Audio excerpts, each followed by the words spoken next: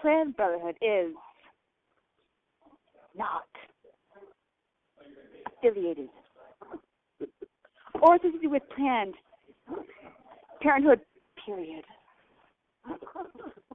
Planned Parenthood is registered trademarks of Planned Parenthood Federation of America, comma, Incorporated, period.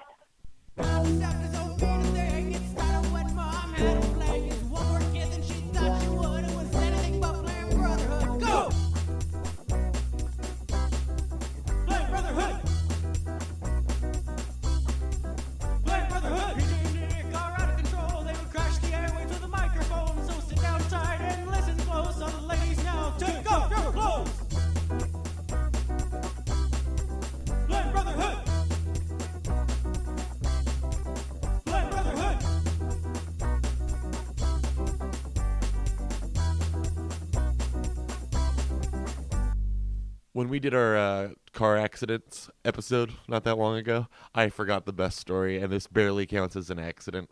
But when I first got my last... How is it the best? Huh? It barely counts, but it's the best? It barely counts as an accident. It's still a good story. I'm preemptively shitting on it. I know. Give me a fucking minute. Let me have the floor.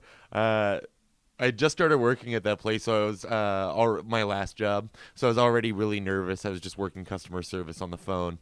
And when you work a job like that in a cubicle with like 5 other overweight ladies, they all want to be your buddy. Like, I've always been that guy.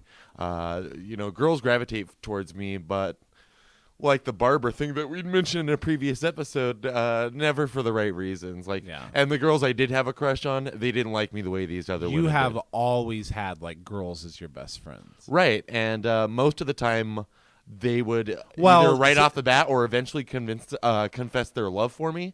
And then once I convinced them that that's not going to happen, and at the time I could always use religion as an excuse. Yeah. Like, I don't know how many, and this sounds pompous of me, but if you saw the girls, you'd understand. Yeah. But as soon as I started getting jobs, like from 16 on, in fact, A&W was the first time it happened, my first job. It happened to me there too, and at Outback. Both girls named Sarah. Yeah. Different Sarahs, but yeah. And I was so oblivious. Here's what happened there was that, working at A&W, and this is the first time I'd worked there because I quit and then came back. Mm-hmm. We both did that. Like, we just, we're in a position where we can quit our jobs. We were living at home, but then we would miss the work or something. I don't know. Yeah. And of course they hired us back because we were good workers. But the first time out, like, I only worked there 4 months or something the first time.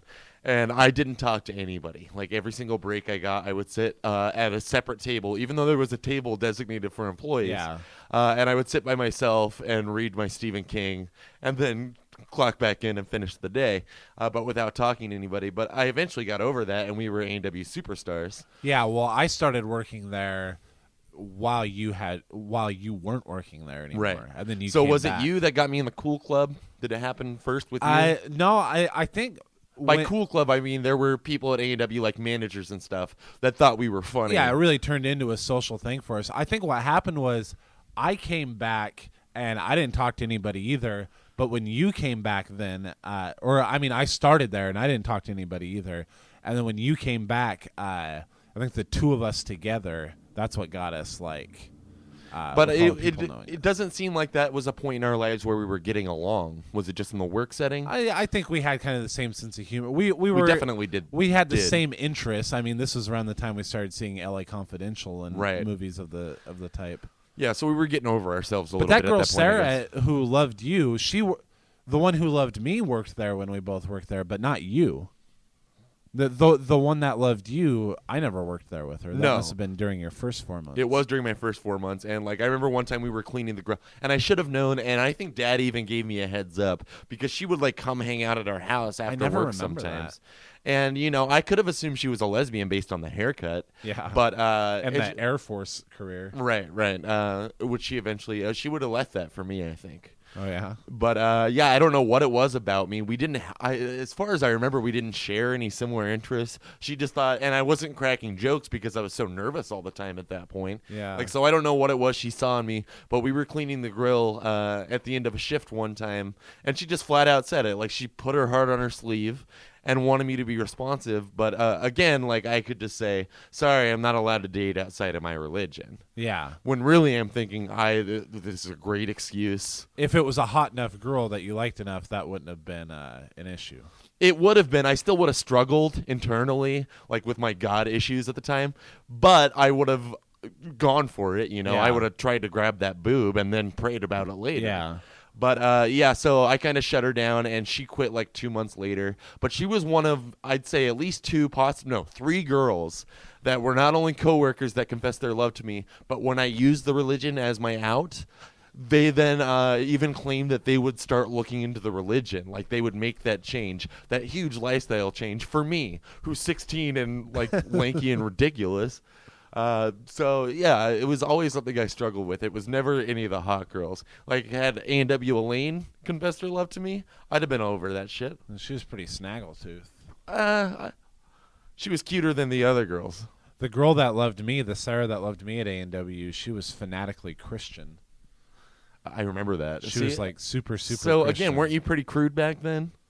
What do you mean? Oh eating yeah, tartar sauce with cranberry sauce in it as a dare. Oh yeah. Like what did stuff she like see? that. Were you like the rebel kid? I guess it's what she liked, and I think it was the final time I quit, and when I was leaving, she wrote me the letter, and I remember it being like, I'm really attracted to you and stuff like that in the letter, and me just going, oh no, like I know. I knew it was not gonna even fun. It's not even fun. I think I finally realized how Barbara felt, I guess, but I was just like, oh man, and then I just completely avoided her after that.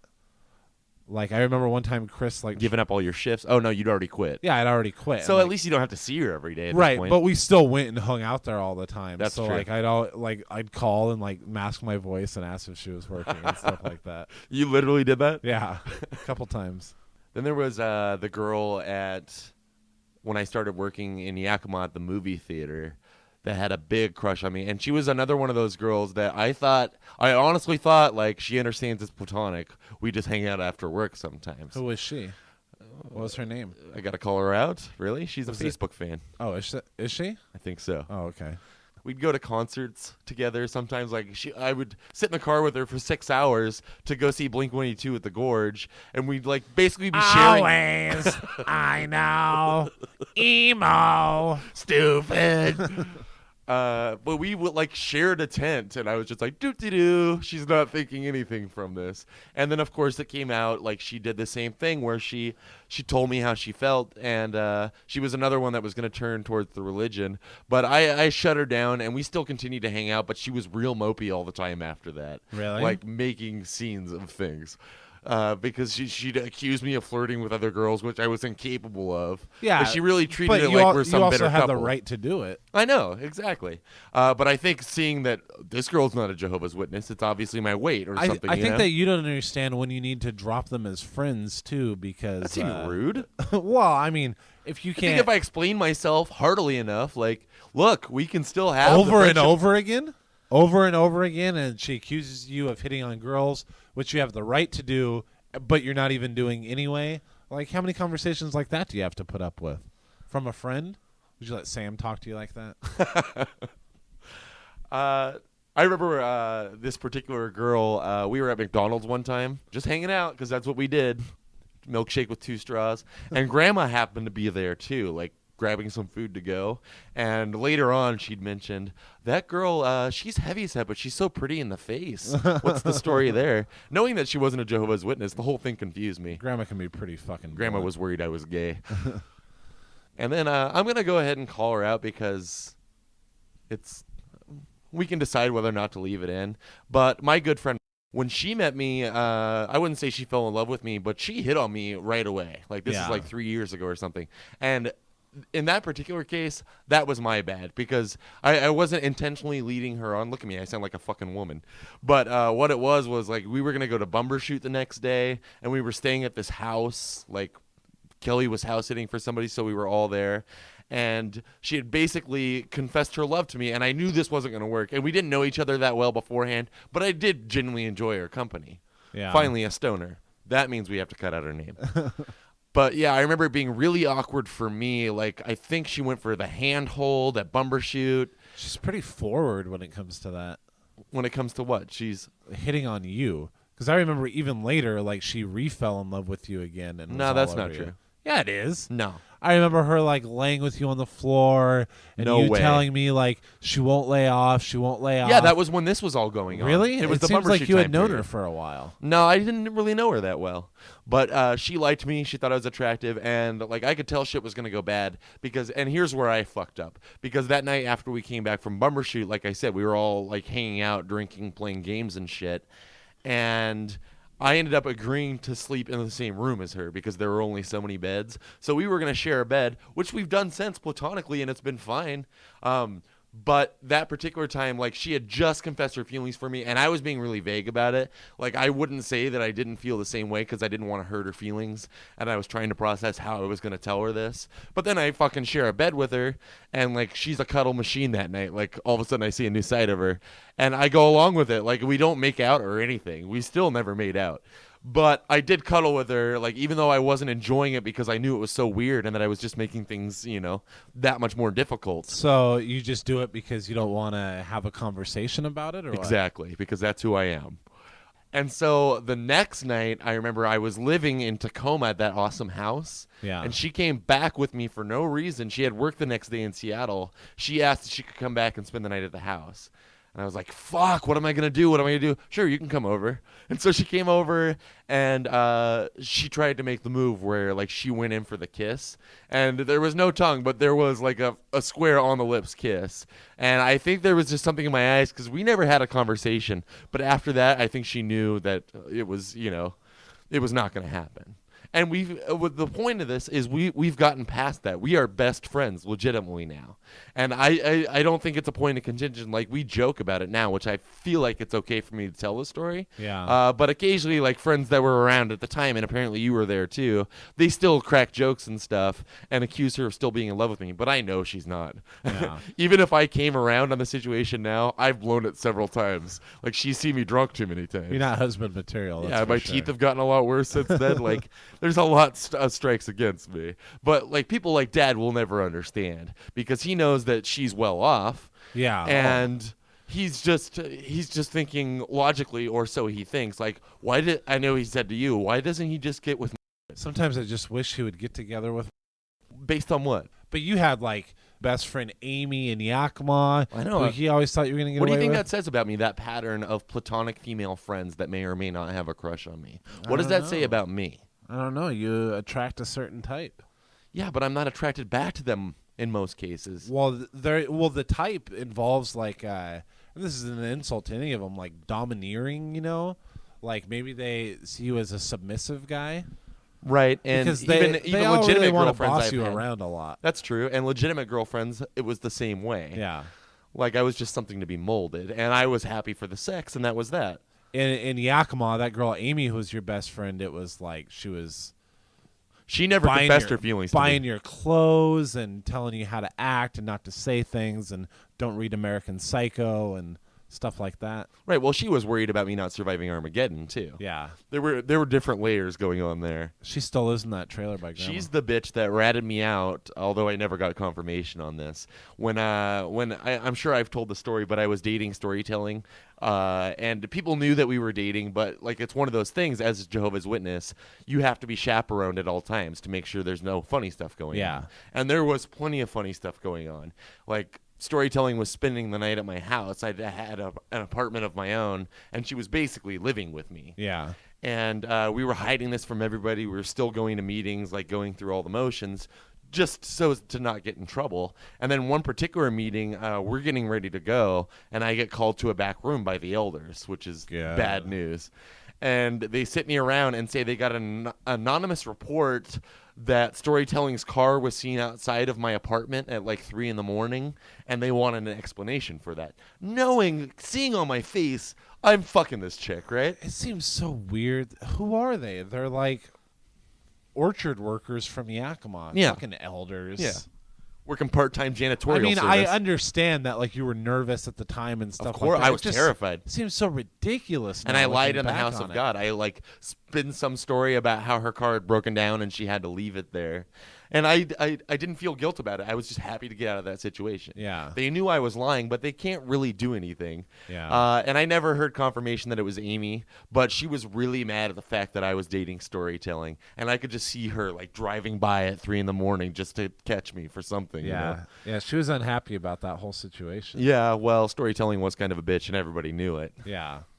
I was real pissed. The anonymous tip might have been from me.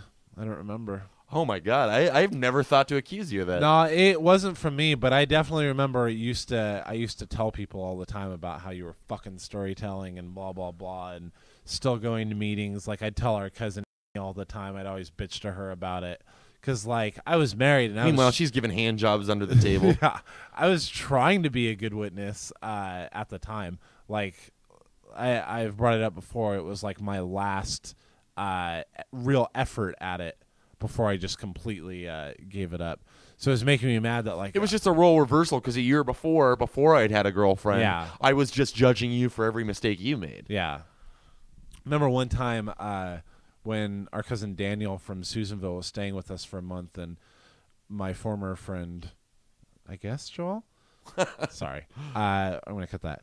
And Chris was there, and like we got a homeless guy to buy vodka and stuff. And I think remember- Chris called a girl over, and you were like so fucking mad, pounding away on the keyboard to your internet friends about how bad we are. Well, to be fair, like I hadn't seen anything like that up close, and I didn't believe that. Me you could neither. You have should that have taken within you. part like me. No, man, I had no interest at the time. Like you said, I was jerking off over 1996 internet, but also it was kind of disgusting. I mean, our cousin Daniel's swigging vodka and throwing up all over the guest room, and the only reason you were getting away with it is because Dad was sad now because Mom had left him. Yeah, and- so you could get away with it or whatever you wanted, But and he that really obvious- pissed me off to see. He obviously wasn't there that night, though. No. But I could have ratted you out, and I'm not sure that I did. But I was just angry. I was like, "You are flushing your life down the toilet, PJ. Whatever. Like even back then, I remember You always smell being, like cigarette smoke, and it nauseates me." I remember being very aware of everything and like not really being able to enjoy anything as it happened. Like all I can think the whole time is this is what 16-year-olds, 15-year-olds do. This is me being normal. This is me being normal. Yeah, and I never had that. Like, you know me at 16. Yeah. I'm an OCD freak that won't leave my room. Well, see, I was weird too, but I was struggling so hard to have that feeling of normalcy. Yeah, and I wasn't making it any easier for you. That was the same week or everyone's a got an month when asshole Daniel brother. was there that you and Chris, probably drunk for the second time in your lives, are forcing me to the ground in the living room and Trying to trying to put a lit cigarette in my mouth Yeah, I think just that was to probably tarnish the my same rep. night. Yeah. Whether it was against my will or not, I would have considered that smoking a cigarette, and I did not understand how you could be so mean to me. Really? Were you that mad when it was going on? I hated you and Chris as a unit. Yeah, we were pretty bad together. I realized that. Man, we used to go fucking hitchhiking. I remember we were hitchhiking to where we thought the skate show was once, and we got picked up by these people going to some college ball thing, and the girls were in the back seat and sat on mine and Chris's laps. Like, the guys were, like, obviously all drunk and high and shit like that. Like, yeah, the girls will sit on your laps, blah, blah, blah. And they were so fucking hot. It was, like, the best. And, like, this skate show didn't exist either, so we kind of drove around for a while looking for it and then got out. But we used to hitchhike a lot. We got a ride from a druid, a really scary druid guy once. I remember the story. The one time I was there with you guys, apparently I was over my anger, at least for the day. And I think we were coming back from the mall or something, and you guys were like, let's hitchhike. And I was like, this is dangerous. Let's hitchhike this 20-minute walk. And the girl with the fattest ass in Tacoma picks us yeah. up, remember? And totally falls in love with Chris, as every girl does the second they meet him. Within, like, the 5-minute car ride. Sure. And I remember she worked for some radio station, and she gave him her card. And then Chris got out of the car and paid for her gas because Yeah. we stopped at the gas station. And in that 3 minutes that he was pumping the gas for her, she was telling us how much she liked him Yeah. and how to pass that word along to him. Yeah. Like she even had a chance. That was so fucking like him. Like, like, we're not going to take the bus. We're going to hitchhike. And then some girl with a huge ass picks us up. He gives her $15 worth of gas and pumps it for her. Like, he's just always, like, eager to look cool than eager to please. He was very good at looking cool, at least at the time. Yeah. I think he's disproved that since. Yeah. And he's kind of fat now anyway. But God, I was fucking so obsessed with that guy. But I still really appreciate the friendship I had with him because it did. It was and I don't. Shortly after I met him was when all this shit with mom and dad happened. And so he was there like when I was like living in the house that was abandoned alone, and he was giving me the ride to the pawn shops to sell dad's guitar and stuff like that. And like we used to just go like on 6th Ave in Tacoma, going to the Shaka Bra coffee house and Yeah, I remember you and all your chai tea. yeah, wear our newsy hats and oh man, we were fucking awesome. I have a story. Chris, I think, was involved. It was we were going to Seattle to hang out, and it was us and it was Nick Kay and his buddy Simon. Simon was driving. And they were going to see the Get Up Kids, Yeah. who we'd never heard of, but we decided we were going to make fun of them because the name of the band sounded so fruity. Yeah. And then they're like, check it out if you think it's so lame, and they put the CD on while we're driving there. And they were trying to get us to go to the show at first, and then it just turned into a big mock-a-thon, and they were not having it. They were going to meet a couple of girls there from their job. Yeah, and we're just fucking ranking on them hard. Right, and we decided, of course, we're going to bail on the show. We're just going to hang out while they go to the concert. Yeah. Because Seattle was kind of a novelty to us back then. Plus, still. Chris knew his way around. He knew how to get us up to Broadway. Sure. And it was the ride back, and they were so mad at us because we'd had 2 hours to calm down and be like, hey, maybe we were out of line. But instead, like, we just thought of more ranks to slam on them. So on the ride home, those girls did you make out? yeah, I'm sure you didn't, you fucking faggots.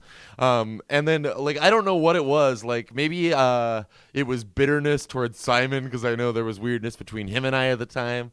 But in any case, they were so mad, and I remember they were cranking Get Up Kids louder and louder, just trying to drown us out. Loud on the drive home. Yeah. Right.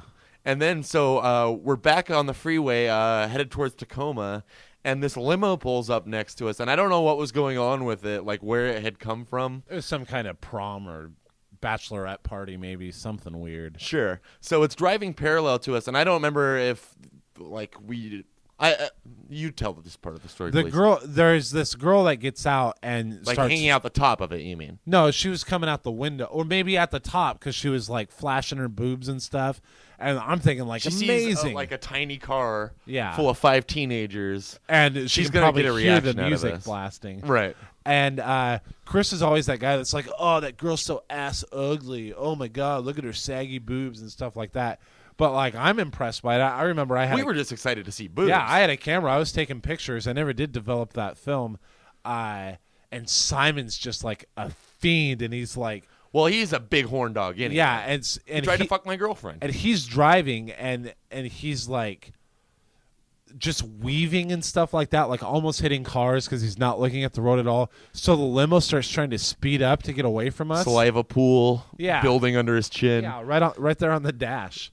And so think about his erection for a minute. He's almost that could have steered us out of control. He's almost hit the limo like 3 times. So they're like trying to. And this girl at this point, it's no longer just boobs. Like she's showing us some puss. Yeah. Like full out, like outside the limo. Now window. she's sticking her ass out the window and like pulling her panties to the side and showing us everything. And we're driving like 90 miles an hour. They think we're psychotic. The limo driver's just trying to get away from us. And we're terrified because Simon is not paying attention to the road. I remember it being so loud and Chris just screaming, slow down, Simon. And he was like, I see vagina. I see, and at that point I can agree with putting Chris, that in his where it's spank gross, bank, so to speak, for like months at a time. Yeah, it's and even I think it's gross at this point. She's like spreading her asshole, and you can see her vagina. Like that's not. I guess he's gonna go home and jerk off, thinking about like fucking her through the limo window just while like he's that. driving. Yeah, like it's so gross. It was a weird night. I've always liked that part of Superbad where he says, have you ever seen a vagina by itself? It's not for me. Yeah. I've always felt the same way. Yeah. Well, like, I remember, let's go back to Dad's porno magazines.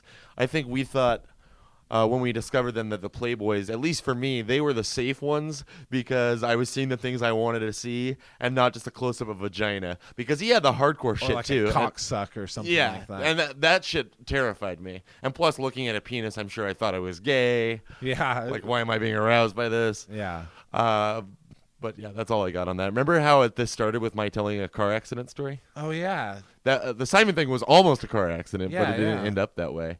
So I had just gotten my most recent job. I talk as if I have a job. Unemployment is my job now.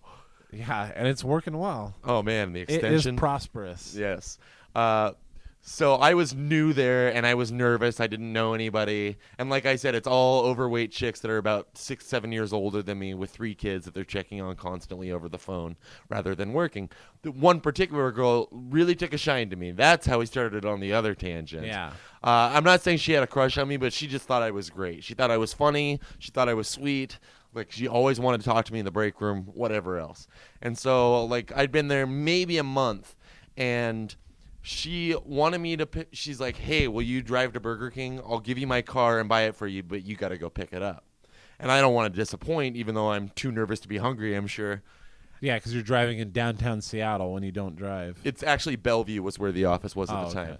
And so, I mean, I had my license still at the time. I was a driver. It's not a good one. Well, we'll get to that. So, yeah, so I'm going to Burger King. I'm just going to pick it up, and then I'm going to go back. But I have a bias. Even with a car, when I'm in a hurry, I don't go through the drive-thru. Like, it's fucking annoying to me. Yeah. I'd rather just park, get in there, and then come back out. And so here's what happens is it's a Ford Taurus, like let's say a 96 Ford Taurus, which are humongous cars when you're behind the wheel. Like the girth is surprising in those cars. Don't you agree? Have you ever driven one? No. They're humongous, and they don't look like it from the outside. That's all I'm saying. That's I know all I'm trying to justify That's all I can agree on is that they don't look like it from the outside. All right, buddy. But I've never been in one. So it's packed. It's like noon. So Burger King is packed. And I'm waiting to turn into the parking lot, and I can see that there's a cop behind me now, also turning into the Burger King parking lot. And so that makes me instantly nervous. Not that I'm doing anything wrong. I'm just like, I'm going to fuck this up. I'm going to fuck this up. And so I pull into the lot. He pulls in behind me. And I just want to park immediately. I want to get out of the car and not have to worry about this cop anymore. So Ford Taurus is not a compact car, and yet there's a compact spot right in the front. And there's 2 cars on either side, and I decide I got to get in there. I got to get in there. And I'm not even thinking about what I'm doing. And so the cop's still getting behind me, waiting to get past, so he can find his own spot. And, like, full on just scrape the shit out of this parked car next to me, knowing that the cop's seeing me. And, like, my heart sinks. I'm like, what the fuck have I just done? And then, like, I'm trying to overcorrect and get back out so we can take care of this, and then on the back out scrape, like even worse than on the way in. That's like the loudest noise in the world. And I'm just so fucking mortified and embarrassed because the cop is there and seeing it. And so my rationale at this point is I gotta find a spot where I can park and like show him insurance or whatever else the fuck. I need to figure out what I'm doing. I need to regroup. And so I pulled back out, scraped it again, and see that there's a parking lot, or it's still the same parking lot, but there's spots like a few feet away that are more spread out that I don't have to worry about doing it a second time. Are you wishing you'd taken one of those in the first place? Yeah, like I just was not thinking. You can't do much for a cop to pull you over in a parking lot. I mean, you did the one thing, but because you were worried you're going to get pulled over doing something else. Yeah, I don't know what I was. It's not like I had pot under the seat. Yeah. I was just freaking out. So I go towards this other spot, and the cop thinks I'm taking off. The cop thinks that I'm making a break for it, which obviously I'm not dumb enough to do, especially when it's not my own car. Yeah. But rather than like flip on his lights or whatever he needs to do, thinking I'm escaping, he jumps out of his car and comes rapping on the side of the window. And so I roll the window down and I go, because I'm an idiot, my reaction is, hey. And he goes, hey? That's all you have to say? Hey? You just scraped that car, blah, blah, blah. And I was like, I know, I just need to park in this spot, and then we can take care of this. And so he follows me, and then... Yeah, exactly, because that's the best move to do. He's just, like, getting fucking ants in his pants. Of course you have to go park in that spot. Right. And so now we get out of the car. He's like, what are you thinking, man? What are you thinking? Do I need to give you a breathalyzer? And I'm like, dude, it's noon. I'm on my break from work. I don't have an explanation. I'm sorry. And he's like, why don't you wait out here with me for a minute? And he's running the plates for the car that I scraped up. And he's like, I'll tell you what, I'm going to run these plates. I'm going to get this guy's name. Then you're going to come into Burger King with me. And so he gets the guy's name. Let's say it's Mr. Harper because that sounds elegant. Yeah. And the cop doesn't go in there and is like, Mr. Harper, can you please step outside? He makes me do it. Like, he sits there and makes me yell it out to a crowded BK. Dude, you got to stand up to a cop like that. You can't. Are you kidding me? What is he going to do? Arrest you? You're going to do everything you need to do. Cops deal with assholes. Like, and when they don't have an asshole to deal with, they act like a fucking asshole. I was just terrified by that. I just wanted to be done with everything. I had a cop, and I'm sorry to interrupt, but I had a cop. That's basically the story. I was at the Tacoma Mall bus terminal, and there's those benches that kind of go back and forth, and I was like kicking the seat of one of these benches, and this fucking cop comes up to me and starts giving me the runaround because I was kicking this bench, and I apologized for it, but I was like angsty teenager at this point, so like I apologized for it, and then I just started being oink like, sound under your breath. I started being a dickhead to him because like he just kept saying it over and over again. I was like, I said I'm sorry, and then I could put my hands in my pocket and go, keep your hands where I can see him, and then like he just keeps going, and I'm like, yeah, whatever, yeah. And he's like, why are you kicking it? I don't know. Just stuff like that, you know? Like, he was really making me mad. And, like, I put my hands in my pocket again, just a nervous habit, and he, like, puts his hand on his gun, and he's like, take your hands out of your pocket. And I was like, all right, don't shoot me. And then he goes, do you want me to arrest you for having a bad attitude? He said that. And I'm so proud of myself. I actually said to him back, I said, can you arrest me for having a bad attitude? And then he just like, I don't know. And then he told me 9 more times not to kick the bench anymore. He's just bored. Man, they fucking piss me off. Yeah, but you're not. Let's go back to that girl that Nick K was obsessed with. And it turned him on, the fact that she was angsty in the sense that what was it? There was like a car accident what was or something. The name? No, what was the name of that girl? Her name was Liz or something. I don't know, something awful She worked like that. with him, and we were driving to an infest or something. Right. And it was just really backed up traffic, and getting into the place, we were like on an overpass, and underneath it, there's a cop directing traffic. Now, this cop looked like one of the nicest guys you've ever seen in your life. Like parted blonde hair, kind of chubby, big smile on his face. And she's just screaming out the window, burn in hell, pig fucker. Yeah. She's got skull tattoos on her neck. Nick's coming in his pants because he's so excited by the notion of rebellion. Because as soon as we can get him away from her, we're talking about what a fucking idiot. Yeah, who does that? And that is someone who Nick K should really be making fun of. He's like, oh, it turned me on so much. Thanks for making my pathetic past a part of your show. Part of your dumb joke. Well, we gave him a little bit of a break. We know what we're devoting the rest of the episode to. But yeah, so going back to Burger King, so the guy stands up, Mr. Harper. He's pissed, as he has every right to be. Like, he's just sitting down trying to eat a Whopper and go back to work. And I fucked up his car, and he wasn't even in it. Like, there's no reason for it to have happened. But I ended up paying him like $600 out of my next check, and that covered it, and I never heard anything again. And the girl whose car I borrowed, I was like calling her while the cop was there because I didn't understand her insurance, and I wanted to make sure I wasn't fucked. And I was just so embarrassed because I had just started working there. Like, I'm not even capable of getting us lunch. And so I get back, but that Taurus was a tank, man. And She was really cool about it, and I was making BK runs again the next week. Like, she never cared. In her car? Yeah. Oh, my God. I was much more careful from that I point thought on. that's when you gave up driving forever. No. Once I was letting you drive my car in Yakima, and we were coming from Grandma's house. This is before I had a license, right? Yeah. Like, you were just trying to teach me. Yeah, like towards Moxie, down into Yakima. There's like a highway there. And it was late, right? Like, it was dark. There was hardly anybody on the road. And I was letting you drive, and there was a cop. And you weren't doing anything wrong. No. But you were insanely nervous that there was a cop behind you. And so you just wanted to switch, to pull over and switch. And we're in the left lane, and there's a right lane, and then there's AM/PM. And I go, pull into AM/PM, and it's right there. And you're like, where? And I go, I lived, like, right down the street. And I go, take a right here. So we're in the left lane. You come to a complete stop, turn on the blinker signal, then turn into the right lane and like kind of stopping, and I'm like, go I was in so there. panicked, man. And now, and like you say, you're so panicked that's when you fucked up. Yeah. And so like the cop followed us in there, and like so I'm like, let's go inside real fast. And so like we went, and remember we like hid behind an aisle, and I was wearing like these big bear slippers. I remember the and bear so slippers. We switched shoes, and I think we switched coats. And I was like, this way, if the cop says anything, like, I'll say that I was the one driving. We look Sure. enough alike. You remember what happened? It never turned into anything. What happened beyond that was like we had the AMPM guy that was working in there like kind of saw that the cop had followed us in and that we were dodging him, and apparently he's one of those big fucker because he was on our side, and he let us go out to the garbage can with him with garbage so it looked like we worked there, so the guy would and the cop eventually pulled out without ever talking to us. Like we hung out while he was smoking his cigarette and stuff. Yeah, like yeah. that. I remember that. We're like, thanks, man. Yeah, that was a cool guy. I was like, that's just part of life, man. I have almost had DUIs like so many times now. Remember one time I was driving in See, I Yakima. didn't become a heavy drinker until I already didn't drive anymore. Yeah.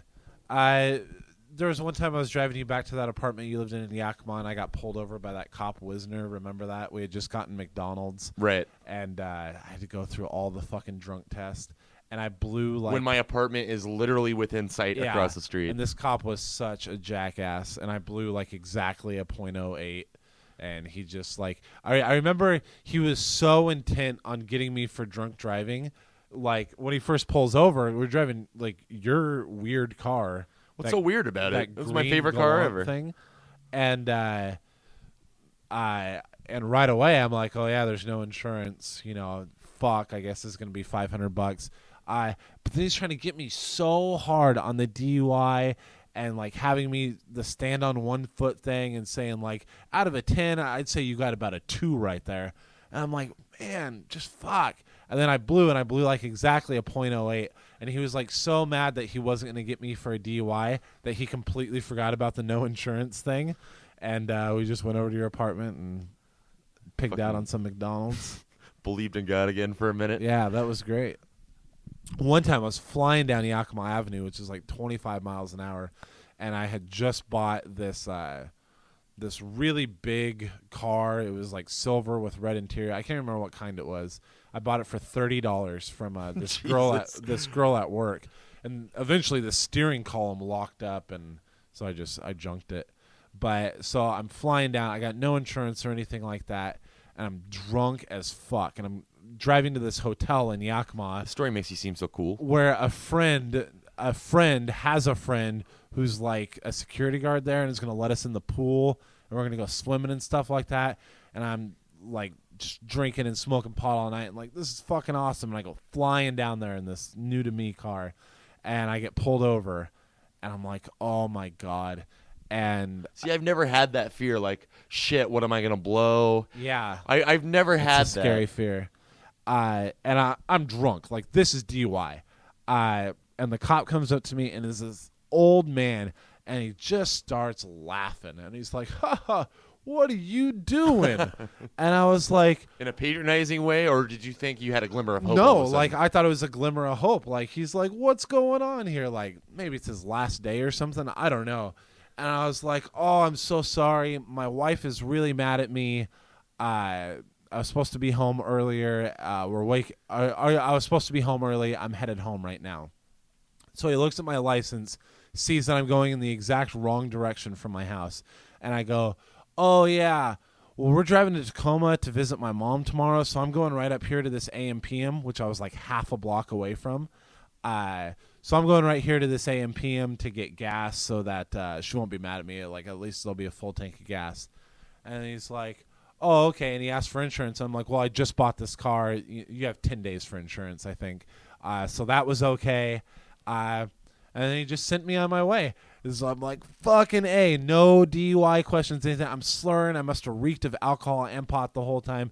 I get in the car, drive right past that AMPM while he's still behind me, go down to the hotel, and fucking went swimming and told everyone my story. It was so great. I get pretty fucking lucky when it comes to cops. Yeah, I guess so. The only time I can remember ever driving drunk, it was shortly after I'd gotten that job that I just mentioned. And so like the only reason I got hired for that job is because one girl who I'd known 10 years before working at Suncoast who had a crush on me. And I never reciprocated, but we still stayed in contact enough. And then when I moved back to Tacoma after having lost my grocery store job, like she was the only person I knew. And so not only did I work with her, but like she would occasionally invite me to parties and shit. And she had a party at her house in Seattle. And I got like soup. It was a Western theme party. So I'm dressed like a cowboy, AKA an asshole. And I'm just AKA getting hammered, gay man. cowboy. I'm getting hammered. Like, this is when I first discovered that I loved beer so much.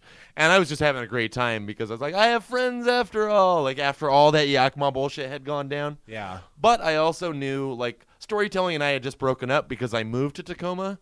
But we were still seeing each other, like, every other weekend. She was living in Portland by now. And we would just, like, she would either come to Tacoma or I would go to Portland. We would fuck and that would be it. And then we would pretend we're not a couple. Yeah. And so the night of this party, I'm just hanging out in Seattle by myself. Not by myself, but not with her. Because my plan was I'm just going to have a couple of beers here, and then I'm going to take off to Portland. And which is like, what, a 2.5 hour drive? Yeah. And I got more and more hammered, like to the point where like I had spilled beer. There's pictures of it still. This is the only reason I remember this part. Because I don't. I've seen this. I've seen a picture. Yeah, so I'm dressed as a cowboy, and my jeans are soaked with beer and probably piss because I was like, well, I already got the stain here. No, it was just beer, but like. And you have to hide that beer smell in case you do get pulled Right, over. and I was not well off, and I drank until like 2 a.m, and then by then Storytelling was calling my cell phone, like, where the fuck are you? You were supposed to be here hours ago. And it's like, oh, just taking off now. And so I hopped in my car and drove that 2.5 hours in the middle of the night, and I remember like cranking my stereo, like trying to keep myself awake, but I don't remember that drive. Like, I don't remember getting there. I don't remember, like, most of the freeway. Like, it's fucking terrifying that I made it there at all. I did. Yeah. But if I'd been pulled over, dressed as a fucking cowboy, kerchief tied around my neck, and, like, piss beer all over my pants, it could have been terrible. Fortunately, like, if I'd been pulled over, I'd have been fucked. But that's the only time. Like, I think I realized that next morning, like, that was really dumb. And I just scared myself by having done it at all. I have a lot of those mornings where I go, that was really dumb. I really need to pay attention and Keep start yourself in calling check. a cab. Everyone's like, it's much cheaper for a cab than it is a DUI. Which I suppose is true. But you don't have a DUI, right? No. I think you explained that. One of the only throughout guys the I course know of that this don't. episode. That doesn't actually. Yeah, I have a friend who's had a couple of DUIs and like full out breathalyzer in his car at a certain point. I mean, he doesn't anymore, but that was always fun. Like, cause I would still hang out with him, and we'd be like in Tukwila or something for no reason at a bowling alley, and then we'd have to like sit at Denny's and fill our face with eggs so we can get home because I was drunk. It's not like I could blow it for him. I have a friend now who has a breathalyzer, and I think we have to incorporate that into the show somehow. Yeah. We got to make something of that. And it's amazing, man. Like, she's only had it a couple of weeks. So like a nice, like you can trust the results. Yeah. I assume so. Like, she paid a lot of money for it. Yeah. But I realize I get drunk fairly often now, but I'm usually not out of control drunk. I'll just be louder and more obnoxious a little bit. But like, I'm one of those guys that I'll have had 8 beers and I'll be like, I'm fine. I don't feel drunk at all. Yeah. And it's not like I'm kicking babies or anything. Like, I think I am fine overall. Yeah. But then now that she has the breathalyzer, like 8 beers in, it's amazing to see my numbers. And I was like, funny, I feel like I could drive right now. Not that I would. Right. Well, a lot of it is too. I really impressed myself with the numbers I've blown. This probably sounds terrible to say, but like a lot of the times when I know that I probably am over the limit and I would blow over the limit, you're right. You feel like, I can still drive as long as I don't do anything stupid. I'm not going to get pulled over. I'm not ridiculous enough to claim. Some people claim I drive better when I'm drunk. Yeah. No, yeah. I don't make that claim. But, I mean, even if I can't remember things about the night the next day, I do know that while I'm driving, I am paying very close attention to the road. You know what I mean? You sound like an idiot. I know. But I am always paying close attention to the road. Now, sometimes when I'm drunk enough and I can't see right, like that obviously doesn't matter how close attention I'm paying. I can't see. That could be an issue. You have problems seeing the road even sober, like Yeah, the at drive night. from Yakima. Yeah, at night, it's an issue, and that's why I really do need to stop. And I can always. How are you under the influence of marijuana as far as driving? Does it freak you out? Yeah, I can't do it. yeah, it does.